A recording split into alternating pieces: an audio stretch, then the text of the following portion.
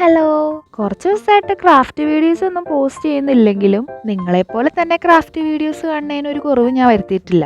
അങ്ങനെ കണ്ടുകൊണ്ടിരുന്നപ്പോൾ കിട്ടിയതാണ് ഈ ഒരു ഐറ്റം. സംഭവം കാണാൻ ഒരു വെറൈറ്റി ഒക്കെ ഉണ്ട്, അതുകൊണ്ട് തന്നെ ഉണ്ടാക്കാന്ന് വെച്ചു. ഇതിനായിട്ട് കുറച്ച് കളർ പേപ്പേഴ്സ് നമുക്ക് ആവശ്യമാണ് കേട്ടോ. കാര്യം പറഞ്ഞാൽ എന്റെ കയ്യിലുണ്ടായിരുന്ന കളർ പേപ്പേഴ്സ് എല്ലാം കമ്മിയായിരുന്നു. എനിക്ക് ആവശ്യത്തിനുള്ള കളർ പേപ്പേഴ്സ് ഒന്നും ഉണ്ടായിരുന്നില്ല. പക്ഷെ ഞാൻ എന്തെങ്കിലും ഉണ്ടാക്കി കഴിഞ്ഞാൽ അതിന്റെ വേസ്റ്റ് വരെ ഞാൻ സൂക്ഷിച്ചു വെക്കാറുണ്ട്.